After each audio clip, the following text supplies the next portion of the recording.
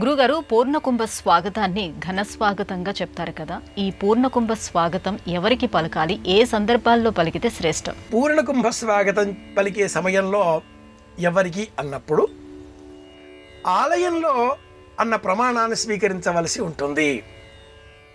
ఆలయంలోనికి ప్రముఖులను, వేదాంతులను, శ్రేష్ఠులను ఆహ్వానించే సమయంలో అలాంటి వారికి పూర్ణకుంభ స్వాగతం పలకడం ఆచారం.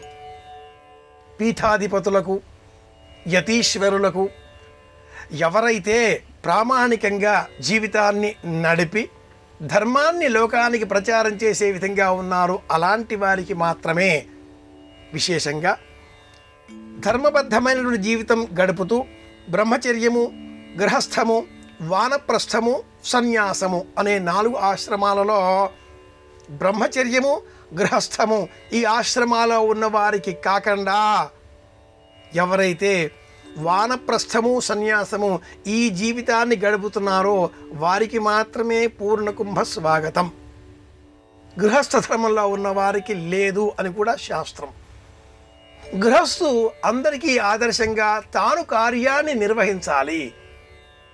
ఆలయంలో, గర్భాలయంలో స్వామి ఎదరగా ఆయన దృక్కులను చూచే నిమిత్తమై నందీశ్వరుడు శివాలయంలో, ఆంజనేయుడు విష్ణువాలయంలో, ఒంటె లేక ఉష్ట్రము లేక వాహనాదులు ఆయా దేవతల పరివారక రూపాలలో ఉన్నప్పుడు ఆంజనేయ స్వామివారి ఆలయంలో, ఇతర దేవీ దేవతా సంబంధంగా ధ్వజస్తంభం చూస్తూ ఉంటాం. ఆ శ్రేష్ఠులు ఎవరైతే వానప్రస్థ సన్యాస జీవితం గడిపేవారున్నారో సన్యాస జీవితంలో కూడా పటీచకుడు, కుటీచకుడు, హంస, పరమహంస అనే చతుర్విధ మార్గాలను జీవితంలో అక్షరబద్ధం చేసే విధంగా ప్రవర్తిస్తున్నారో అలాంటి వారికి మాత్రమే పూర్ణకుంభ స్వాగతం. అంతేకాని ఒక కలశం, కొన్ని మామిడి ఆకులు, ఆ పైన కొబ్బరికాయ, ఒక పళ్ళెం, అందులో కాసింత బియ్యం, ఈ కలశం అందులో ఉంచి ఎవరైనా వచ్చినప్పుడు వారి ఎదురుగా ఈ పళ్ళెం పుచ్చుకుని ఎదురుగా రావడం, ఇదంతా కూడా ఈనాటి కాలంలో అవివేకంగా, నాటకంగా మారుతున్న సందర్భాలను మనం చూస్తూ ఉన్నాం. ఎన్సిసి పరేడ్ అనే ఉదాహరణ తీసుకుంటే ఎవరికంటే వాడికి ఆ పరేడ్లో నమస్కారాలు సమర్పిస్తారా? లేదుగా. సైనిక వందనం ఎవరికంటే వారికి ఇస్తారా? ప్రోటోకాల్, ధర్మం అనేది ఉంది. ప్రోటోకాల్ ఎలాగో ఇక్కడ కూడా పూర్ణకుంభ స్వాగతం అలాగా.